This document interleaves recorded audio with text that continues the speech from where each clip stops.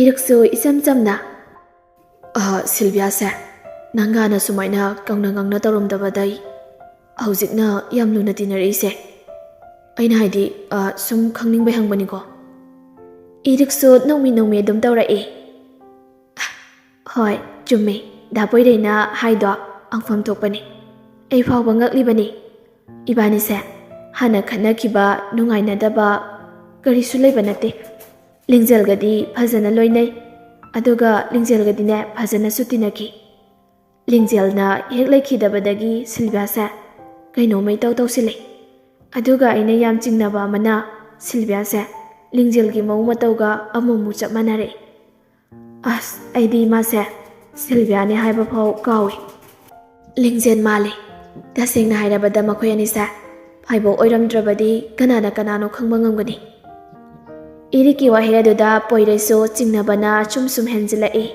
masu hanadagi chingnaduna lairamli bani adubu hekmani nate hairoba yaba natabanina tumina laibani adoda poire aisi yumda salage parisu kai dokhrabano khangde college kala khidri ngaikone aidi pari palakpa sida wa ma hainingak ire nanglana di khangano ai wam da haige ba keiwano hekta hayoda poire Parisa sum lingzelgi wakalda ngausana krani aduna khara khajiktang oirabasu kaukthokjana ba ire nang pariga khangnaro aisilake nang masi matangde aigi mating pangbiru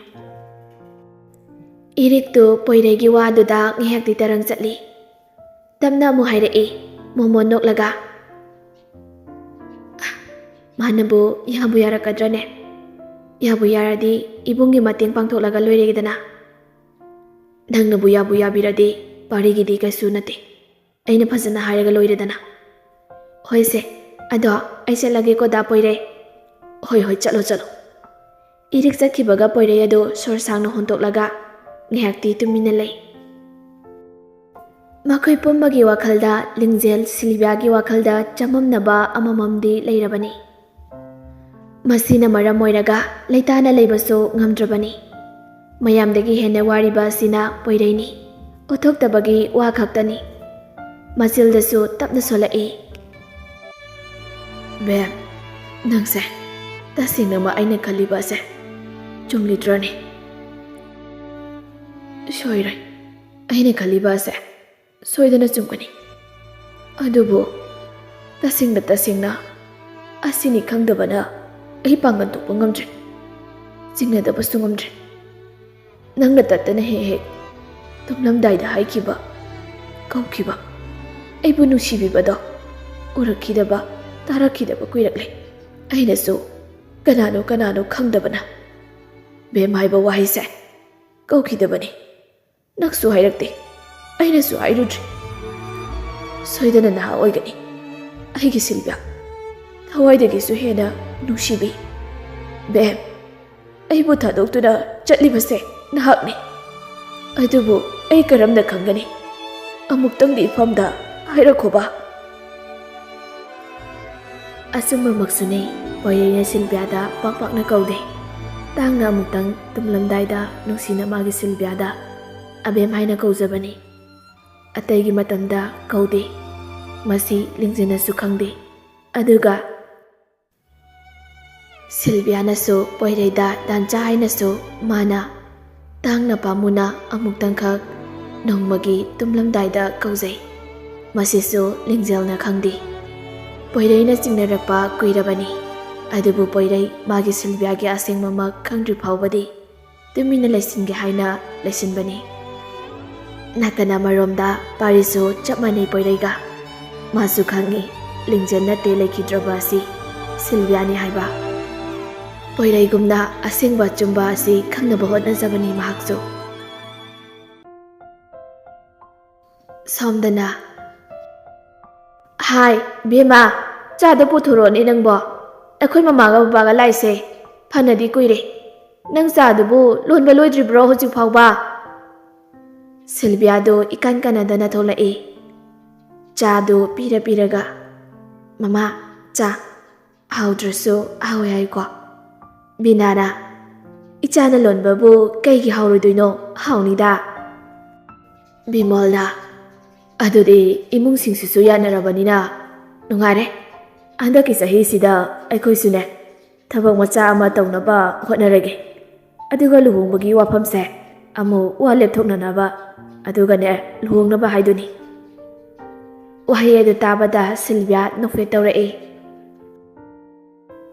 Sylvia ꯃꯈꯣꯏꯒꯤ ꯀꯥꯗ ꯆꯪꯂꯛꯑꯒ ꯌꯥꯝꯅ ꯍꯔꯥꯎꯅ ꯃꯣꯃꯣꯟ ꯅꯣꯛꯂꯒ yes ꯌꯥꯝ ꯍꯔꯥꯎꯋꯦ ꯍꯥꯏꯕ ꯉꯁꯤꯗꯤ, ꯄꯣꯏꯔꯩꯗ phone ꯇꯧꯒꯦ ꯀꯥꯟꯗꯦ, ꯑꯩꯒ ꯅꯤꯡꯕꯁꯨ ꯊꯨꯡꯂꯤ ꯉꯁꯤꯗꯤ꯫ ꯑꯁꯤ ꯍꯥꯏꯔꯒ ꯄꯣꯏꯔꯩꯗ ꯐꯣꯟ ꯇꯧꯒꯦ ꯍꯥꯏꯅ ꯐꯣꯟ ꯑꯗꯨ ꯍꯦꯛ ꯄꯥꯏꯈꯠꯄꯒ ꯄꯥꯔꯤꯒꯤ ꯐꯣꯟ ꯂꯥꯛꯁꯤꯜꯂꯛꯏ꯫ ꯉꯁꯤꯗꯤ ꯁꯤꯜꯚꯤꯌꯥꯗꯨ ꯃꯣꯃꯣꯟ ꯅꯣꯛꯂꯒ ꯐꯣꯟ ꯑꯗꯨ ꯐꯠ ꯄꯥꯏꯈꯠꯂꯤ꯫ ꯉꯍꯥꯟ ꯃꯈꯩ ꯑꯣꯏꯔꯕꯗꯤ ꯐꯣꯟ ꯑꯗꯨ ꯄꯥꯏꯔꯝꯗꯕꯁꯨ ꯌꯥꯏ, ꯉꯁꯤꯗꯤ ꯍꯔꯥꯎꯃꯟꯕꯅ ꯐꯣꯟ ꯑꯗꯨ ꯐꯠ ꯄꯥꯏꯔꯒ ꯄꯥꯔꯤ ꯀꯩ ꯍꯥꯏꯒꯦ? ꯍꯔꯥꯎ ꯄꯥꯔꯤ ꯍꯥꯏꯅ ꯀꯧꯔꯛꯄ ꯑꯗꯨꯗ ꯇꯥꯔꯒ ꯁꯣꯝꯗ ꯄꯥꯔꯤ ꯂꯩꯕ ꯌꯥꯁꯤꯜꯂꯛꯇ꯭ꯔꯦ, ꯈꯣꯟꯖꯦꯜ ꯇꯞꯅ ꯂꯤꯡꯖꯦꯜ꯫ ꯁꯤꯜꯚꯤꯌꯥꯗꯣ ꯂꯤꯡꯖꯦꯜ ꯍꯥꯏꯅ ꯄꯥꯔꯤꯅ ꯀꯧꯔꯛꯄ ꯑꯗꯨꯗꯗꯤ ꯁ꯭ꯋꯥꯏ ꯂꯥꯎꯏ ꯉꯥꯏꯍꯥꯛꯇꯤ, ꯑꯗꯨꯒ ꯇꯞꯅ ꯄꯥꯔꯤ ꯀꯔꯤꯅꯣ ꯅꯪꯅ ꯀꯧꯔꯤꯗꯨꯕꯣ? ꯑꯩꯗꯤ ꯂꯤꯡꯖꯦꯜ ꯅꯠꯇꯦ, ꯅꯪ ꯃꯥꯕꯨ ꯀꯧꯕ ꯉꯝꯗ꯭ꯔꯤꯕ ꯍꯧꯖꯤꯛ ꯐꯥꯎꯕ?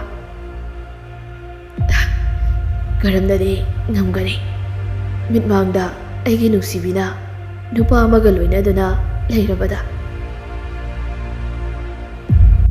ꯄꯥꯔꯤꯒꯤ ꯃꯔꯧ ꯂꯩꯅ ꯀꯣꯆꯤ ꯀꯣꯠꯂꯒ ꯉꯥꯡꯂꯛꯄꯤꯕ ꯋꯥꯗꯨꯗ ꯁꯤꯜꯚꯤꯌꯥ ꯃꯔꯥꯜ ꯂꯩꯔꯨꯔꯕ ꯀꯧꯕꯅꯤꯅ ꯈꯨꯝꯐꯝ ꯈꯪꯗꯦ ꯉꯥꯏꯍꯥꯛꯇꯤ, ꯑꯗꯨꯒ ꯏꯁ ꯀꯩꯅꯣꯗ ꯅꯪꯒꯤ ꯋꯥꯗꯣ ꯑꯩ ꯀꯣꯛꯀ ꯉꯥꯎꯖꯩꯀꯣ꯫ ꯄꯥꯔꯤ ꯀꯣꯏꯊꯣꯛꯂꯒ ꯁꯨꯝ ꯂꯩꯕ ꯑꯗꯨ ꯂꯩꯕ ꯌꯥꯁꯤꯜꯂꯛꯇ꯭ꯔꯤ ꯃꯁꯥꯗꯨ, ꯑꯗꯨꯅ ꯐꯠ ꯍꯥꯏꯔꯛꯏ꯫ ꯅꯪ ꯇꯁꯦꯡꯅ ꯍꯥꯏꯌꯣ, ꯂꯤꯡꯖꯦꯜ ꯅꯠꯇꯕ꯭ꯔꯥ? ꯀꯔꯤꯒꯤꯅꯣ ꯅꯪꯅ ꯑꯩꯉꯣꯟꯗ ꯃꯤꯅꯝꯂꯤꯕ?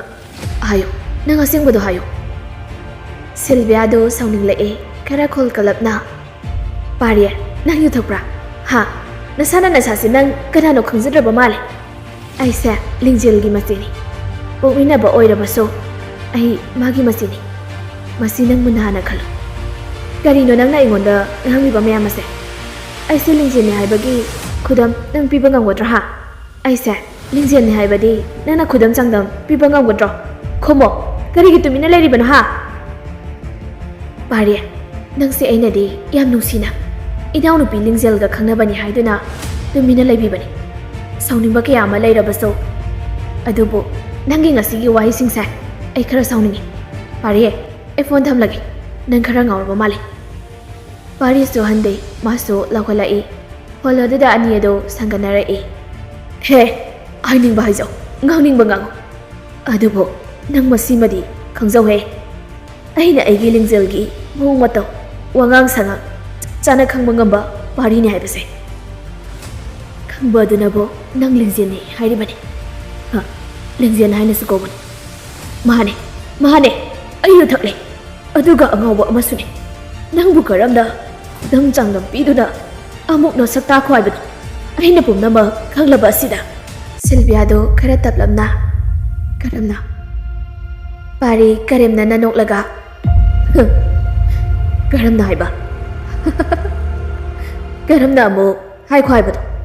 ꯅꯁꯥꯃꯛꯅ ꯈꯪꯖꯅꯕ ꯍꯥꯏꯕꯤꯒꯦ ꯇꯥꯖꯧꯍꯦ꯫ ꯁꯤꯜꯚꯤꯌꯥꯒꯤ ꯃꯑꯣꯡ ꯃꯇꯧꯗꯤ ꯅꯪꯅ ꯆꯥꯝꯃꯔꯛ ꯇꯝꯗꯨꯅꯁꯨ, ꯅꯁꯛ ꯐꯅ ꯃꯥꯟꯅꯖꯔꯕꯁꯨ, ꯈꯣꯟꯖꯦꯜ ꯃꯥꯟꯅꯖꯔꯕꯁꯨ, ꯑꯣꯏ ꯃꯥꯒꯤ ꯂꯝꯆꯠ ꯁꯥꯖꯠꯇꯤ ꯅꯄꯨꯟꯁꯤꯗꯁꯨ ꯃꯥꯟꯅꯕ ꯉꯝꯃꯣꯏ, ꯃꯁꯤ ꯅꯁꯥꯃꯛꯅꯁꯨ ꯈꯪꯐꯝ ꯊꯣꯛꯏꯗ, ꯈꯪꯗ꯭ꯔꯅꯦ?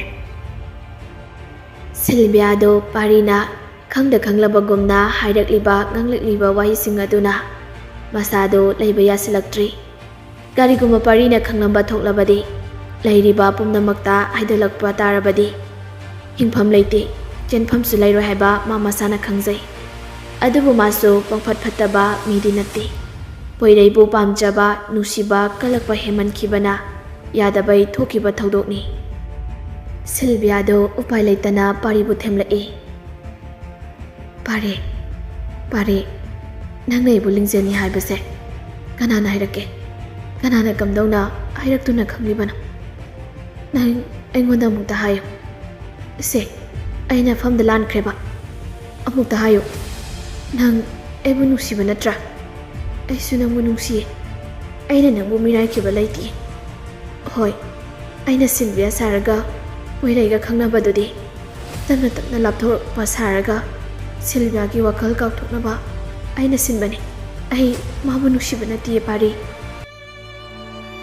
ꯄꯥꯔꯤꯁꯨ ꯉꯁꯥꯏ ꯃꯈꯩ ꯁꯥꯎꯅꯤꯡꯂꯨꯔꯕꯁꯨ ꯂꯤꯡꯖꯦꯜꯒꯤ ꯇꯥ ꯇꯧꯕ ꯂꯧꯅꯝꯕꯤ ꯋꯥꯍꯩ ꯑꯗꯨꯗ ꯄꯪꯊꯈꯤ ꯑꯗꯨꯅ ꯄꯥꯔꯤ ꯋꯥꯔꯣꯟ ꯄꯨꯝꯕ ꯍꯥꯏꯗꯣꯔꯛꯂꯤ ꯑꯩꯅ ꯑꯍꯥꯟꯕꯗꯗꯤ ꯅꯪꯁꯦ ꯂꯩꯈꯤꯗ꯭ꯔꯦ ꯍꯥꯏꯅ ꯄꯨꯝꯅꯃꯛ ꯈꯟꯈꯤ ꯑꯩ ꯇꯁꯦꯡꯅ ꯀꯞꯈꯤ ꯆꯥꯅꯤ ꯊꯛꯅꯤ ꯀꯧꯕ ꯃꯈꯩ ꯅꯪꯒꯤ ꯋꯥꯈꯜꯗ ꯉꯥꯎꯆꯅꯈꯤ ꯑꯗꯨꯕꯨ ꯑꯩꯒꯤ ꯏꯃꯥ ꯑꯃꯗꯤ ꯃꯈꯣꯏ ꯃꯌꯥꯝꯅ ꯑꯩꯒꯤ ꯀꯥꯏꯔꯕ ꯊꯃꯣꯏ ꯑꯁꯤꯕꯨ ꯊꯦꯝꯖꯤꯟꯕꯤꯈꯤ ꯅꯣꯡꯃ ꯅꯪꯉꯣꯟꯗ ꯐꯣꯟ ꯇꯧꯔꯛꯄꯅꯤ ꯂꯤꯡꯖꯦꯜꯒꯤ ꯀꯔꯤ ꯄꯥꯎ ꯀꯝꯗꯧꯕ ꯍꯥꯏꯅ ꯍꯪꯒꯦ ꯍꯥꯏꯗꯨꯅ ꯑꯗꯨꯕꯨ ꯅꯪꯗꯤ ꯐꯣꯟ ꯁꯨꯡꯄꯥꯏ ꯄꯥꯏꯔꯛꯈꯤꯗꯦ ꯍꯟꯖꯤꯟ ꯍꯟꯖꯤꯟ ꯇꯧꯕꯅꯤ ꯁꯨꯡꯄꯥꯏ ꯄꯥꯏꯔꯛꯇꯦ ꯊꯕꯛ ꯆꯤꯟꯕꯩ ꯑꯣꯏꯔꯝꯅꯤ ꯈꯟꯗꯨꯅ ꯇꯨꯃꯤꯟꯅ ꯂꯩꯔꯤ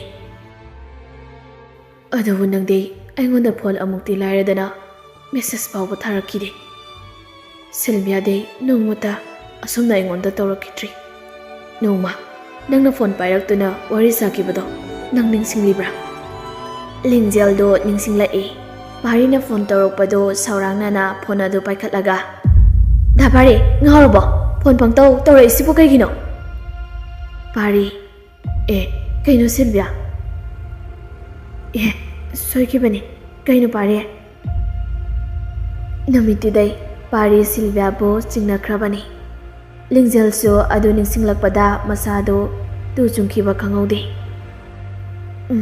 ꯑꯩ ꯅꯤꯡꯁꯤꯡꯂꯤ ꯍꯥꯏꯌꯨ ꯄꯥꯔꯤ ꯅꯨꯃꯤꯠꯇꯨꯗ ꯅꯪꯅ ꯑꯩꯉꯣꯟꯗ ꯗꯥ ꯄꯥꯔꯤ ꯍꯥꯏꯅ ꯀꯧꯈꯤꯕꯗꯣ ꯑꯗꯨꯗꯩ ꯑꯩ ꯅꯪꯕꯨ ꯆꯤꯡꯅꯈ꯭ꯔꯕꯅꯤ ꯁꯤꯜꯚꯤꯌꯥꯅ ꯑꯩꯉꯣꯟꯗ ꯅꯣꯡꯃꯇ ꯗꯥ ꯄꯥꯔꯤ ꯍꯥꯏꯅ ꯀꯧꯈꯤꯕ ꯂꯩꯇꯦ ꯅꯪ ꯅꯠꯇꯅ ꯅꯨꯃꯤꯠꯇꯨꯗ ꯑꯩꯅ ꯅꯪꯁꯦ ꯅꯪꯒꯤ ꯅꯑꯣꯡ ꯅꯇꯧ ꯋꯥꯉꯥꯡ ꯁꯉꯥꯡ ꯐꯤꯖꯦꯠ ꯆꯥꯛꯆꯥ ꯂꯝꯆꯠ ꯁꯥꯖꯠ ꯄꯨꯝꯅꯃꯛ ꯀꯨꯞꯅ ꯌꯦꯡꯁꯤꯟꯈꯤ ꯁꯦꯟꯅꯔꯛꯈꯤ ꯑꯗꯨꯕꯨ ꯏꯁꯣꯔꯅ ꯎꯕꯤꯔꯕ ꯃꯥꯜꯂꯦ ꯅꯣꯡꯃ ꯀꯣꯂꯦꯖꯇ ꯏꯔꯤꯛꯇꯣ ꯀꯞꯂꯒ ꯂꯩꯔꯝꯃꯤ ꯑꯩꯅ ꯆꯪꯁꯤꯜꯂꯒ ꯍꯪꯂꯨꯏ ꯏꯔꯦꯛ ꯀꯩꯒꯤꯅꯣ ꯀꯞꯂꯤꯕꯗꯨꯕꯣ ꯀꯩꯗꯧꯔꯒꯦꯕ ꯀꯅꯥꯅ ꯀꯔꯤ ꯍꯥꯏꯔꯝꯂꯤꯅꯣ ꯁꯦ ꯑꯩꯉꯣꯟꯗ ꯍꯥꯏꯌꯨ ꯏꯔꯤꯛ ꯑꯗꯣ ꯃꯄꯤ ꯆꯗꯨꯝ ꯇꯥꯕ ꯃꯈꯩ ꯀꯞꯂꯤ ꯄꯥꯔꯤꯗ ꯇꯠꯇꯨ ꯌꯦꯡꯂꯒ ꯈꯣꯟꯖꯦꯜ ꯂꯤꯛ ꯂꯥꯎꯅ ꯑꯁꯨꯝꯅ ꯍꯥꯏꯔꯛꯂꯝꯃꯤ ꯄꯥꯔꯤ ꯑꯩ ꯉꯁꯤꯗꯤ ꯌꯥꯝꯅ ꯅꯤꯡꯉꯝꯂꯛꯇ꯭ꯔꯤ ꯄꯥꯔꯤ ꯉꯛꯅ ꯈꯪꯅꯤꯡꯅ ꯀꯩꯒꯤ ꯅꯤꯡꯉꯝꯂꯛꯇ꯭ꯔꯤꯅꯣ ꯀꯅꯥꯗ ꯀꯔꯤ ꯂꯥꯜꯂꯨꯔꯒꯦꯕ ꯁꯦ ꯑꯩꯉꯣꯟꯗ ꯍꯥꯏꯌꯨ ꯆꯤꯡꯅꯕ ꯇꯧꯗꯅ ꯍꯥꯏꯌꯨꯁꯦ ꯏꯔꯤꯛ ꯑꯗꯣ ꯃꯤꯔꯛ ꯅꯥꯔꯛ ꯌꯦꯡꯂꯒ ꯄꯥꯔꯤꯒꯤ ꯈꯨꯗꯥꯡ ꯑꯗꯨ ꯄꯥꯏꯔꯒ ꯆꯤꯡꯉꯤ ꯅꯥꯀꯜ ꯑꯃꯔꯣꯝꯗ ꯃꯤ ꯀꯅꯥꯝ ꯂꯩꯇꯕ ꯖꯒꯥ ꯑꯃꯗ ꯄꯥꯔꯤ ꯉꯛꯅ ꯀꯩꯅꯣ ꯏꯔꯤꯛ ꯄꯥꯔꯤ ꯑꯩ ꯉꯁꯤꯗꯤ ꯅꯪꯉꯣꯟꯗ ꯋꯥ ꯑꯃꯇ ꯍꯥꯏꯒꯦ ꯀꯩ ꯋꯥꯅꯣ ꯍꯥꯏꯌꯨꯁꯦ ꯑꯇꯩ ꯀꯩꯁꯨ ꯅꯠꯇꯦ ꯑꯗꯣ ꯅꯪ ꯋꯥꯁꯦ ꯍꯥꯏꯗ꯭ꯔꯤꯉꯩ ꯑꯩꯉꯣꯟꯗꯗꯤ ꯂꯥꯟꯅ ꯂꯧꯈꯤꯅꯨꯀꯣ ꯄꯥꯔꯤ ꯑꯗꯨ ꯏꯔꯤꯛꯅ ꯑꯗꯨꯝꯅ ꯍꯥꯏꯔꯛꯄꯗꯨꯗ ꯂꯥꯡꯇꯛꯅꯅ ꯈꯪꯅꯤꯡꯕꯅ ꯏꯔꯤꯛ ꯁꯨꯝ ꯀꯣꯏꯊꯣꯛꯂꯒ ꯂꯩꯔꯅꯨ ꯁꯦ ꯁꯠ ꯍꯥꯏꯔꯛꯑꯣ ꯏꯔꯤꯛꯇꯨ ꯑꯀꯣꯏꯕꯗꯨ ꯀꯅꯥ ꯂꯩꯒꯦ ꯌꯦꯡꯂꯒ ꯄꯥꯔꯤ ꯅꯈꯣꯏ ꯃꯌꯥꯝꯅ ꯁꯤꯜꯚꯤꯌꯥꯅꯤ ꯈꯜꯂꯤꯕ ꯑꯁꯦ ꯑꯇꯩ ꯀꯅꯥꯁꯨ ꯅꯠꯇꯦ ꯃꯍꯥꯛ ꯑꯁꯦ ꯂꯤꯡꯖꯦꯜꯅꯤ ꯏꯔꯤꯛꯀꯤ ꯋꯥꯍꯩ ꯑꯗꯨꯗ ꯄꯥꯔꯤ ꯉꯛꯅ ꯃꯃꯤꯠ ꯑꯅꯤꯗꯨ ꯈꯨꯖꯤꯟꯅꯔꯒ ꯏꯔꯤꯛꯇ ꯌꯦꯡꯂꯛꯏ ꯑꯗꯨꯒ ꯀꯔꯤ ꯍꯥꯏꯕ ꯏꯔꯤꯛ ꯍꯧꯖꯤꯛꯀꯤꯗꯣ ꯀꯔꯤ ꯍꯥꯏꯕꯅꯣ ꯃꯥꯅꯦ ꯑꯩꯅ ꯍꯥꯏꯁꯦ ꯑꯁꯦꯡꯕꯅꯤ ꯄꯥꯔꯤ ꯃꯍꯥꯛ ꯑꯁꯦ ꯂꯤꯡꯖꯦꯜꯅꯤ ꯅꯪꯒꯤ ꯂꯤꯡꯖꯦꯜ ꯁꯤꯜꯚꯤꯌꯥ ꯅꯠꯇꯦ ꯁꯤꯜꯚꯤꯌꯥꯅꯤ ꯂꯩꯈꯤꯗ꯭ꯔꯤꯕ ꯑꯁꯦ ꯅꯪꯗꯤ ꯃꯇꯧ ꯀꯔꯝꯅ ꯈꯪꯂꯤꯕ ꯍꯥꯏꯔꯤꯁꯤꯅ ꯑꯆꯨꯝꯕ ꯑꯣꯏꯔꯒꯗꯤ ꯁꯤꯜꯚꯤꯌꯥꯁꯦ ꯂꯤꯡꯖꯦꯜ ꯍꯥꯏꯕ ꯏꯔꯤꯛ ꯑꯩꯕꯨ ꯋꯥꯈꯜ ꯑꯃꯇ ꯇꯥꯍꯜꯂꯨꯕ Tasengnamak Silviani. Akoina leiribase lingjeni haibasi achumba oirabra. Irik adu mapi ira chelaga parida yinglai aduga khonjal liklauna hairei. Achumbani. Nakoina Silviani khaliba mahak ase lingjeni. Poiraibu mana thamoi singda nuksijabani. Adubu Silviaga makoi ani nuksina jabase lingjena yam kalai. Pari nangbude lingjena nuksiba nate. Nuksiba sasinabane. Mana nuksiribadi pamjaribadi da poiraibune. Wahising asi tabada pari lingjenbu waraurai. Aduda amuk khangningna irik thairei. Adudi irik Silvia se otau karamna lekidabano. Masi nangna khanglabadi engonda hayo. Irik nangma lingjellado aikhoida khara saurapna laktuna engonda Silviabo amadi poiraida sauna engonda tamlaki. Numitugi wari ado irikna parida mata sithadana tamlaami. Lingjel khara saurap tawdana irik tairei. Irik ai ngasidi thawai yamna nugaite. Irik ado icham chamna kidaurage lingjel. Nang ai ting mata pangdaba yade. Ai ngasidi ikaiba sopa nangle. Kaino haisiba kanada karigi ikairino kegi sopa nangino haisa. Nang su khangliba natra Silviaga aiga poirega yamna luna tinai haibase. Khangi ado kaidaurage ba. Aidi icham chamna koidabai poireda I love you poirei nangse yamna nungsiyana sumlakna boy kai boy hairubani. Ada kaidauraba. Ada Silviaga poirega makhoi ani nungsinabado aisu khangi khangdaba nate asumna hairubani.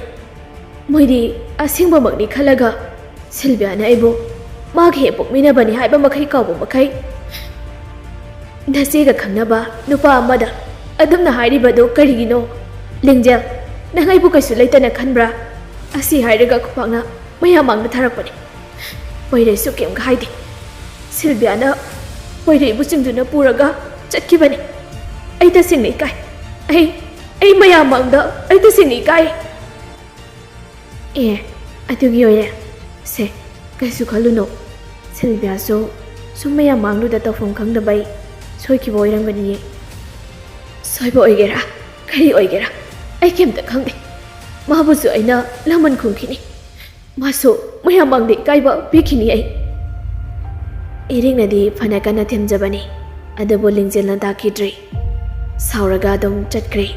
Irikna kaubaduso takidri. Nonganbaga lingjel aikidre na hairakpado. Aduda ai swai lauki. Ai su tasingna khangde. Nongma Silviana aibo kauraki. Aisu itha thajarude. Nongmata Silviana adumna kaurakdri. Aisu harau na dum khumle. Silviana nakala maromda aibu puthokduna mag asi Silviana ti lingjelni. Iri nangaise lingjelni Silviana ti haiba ase kanadasu aidopino haibadai. Aisu kanadasu aidokhidabani. Ado pari Silviana laikidaba ase ai lingjelda tasingna singne. Pari ado iriki wai singaduda madi pura manga chapmanakri ngakpuna suloiri. Aduga karigino irikna kaplibasina. Irik to pari da yenglaga aina nangina tause yengba ngamdre. Lingjel nang pari dadi asingbasi khangalo si hairubagi aigi mayasida kupakna tharaga masi nangina thaunate ithaunata ithausaragano. Kanada su haidokpa yaroi. Ek haidoklaba ai sigani hairamaga chatkibani. Aisu nungaitabaga pendabaga adugi kapani. Pari nang ngasi aina haribase nangbu nungaitabagi haidokpani. Lingjeldadi hairunuko. Harise iri ai nang yum phawba thinbiramagi lao. Parina tamliba hairiba singado lingjel munna tarami. Madu singado he khanglakpaga ꯃꯕꯨꯛꯇ ꯁꯥꯊꯤꯅ ꯏꯔꯤꯛꯄꯨ ꯌꯦꯛꯈ꯭ꯔꯤ꯫ ꯑꯗꯨꯕꯨ ꯄꯥꯔꯤꯗꯗꯤ ꯀꯩꯁꯨ ꯈꯟꯗꯕ ꯁꯥꯔꯒ, "ꯄꯥꯔꯤ, ꯅꯪ ꯏꯔꯤꯛꯅꯁꯨ ꯍꯥꯏꯁꯨ ꯍꯥꯏꯕꯅꯤ, ꯑꯇꯩ ꯀꯅꯥꯗꯁꯨ ꯍꯥꯏꯕꯤꯔꯛꯀꯅꯨꯀꯣ." "ꯍꯣꯏ, ꯑꯩ ꯁꯤꯜꯚꯤꯌꯥ ꯅꯠꯇꯦ, ꯂꯤꯡꯖꯦꯜꯅꯤ, ꯅꯪꯒꯤ ꯂꯤꯡꯖꯦꯜ."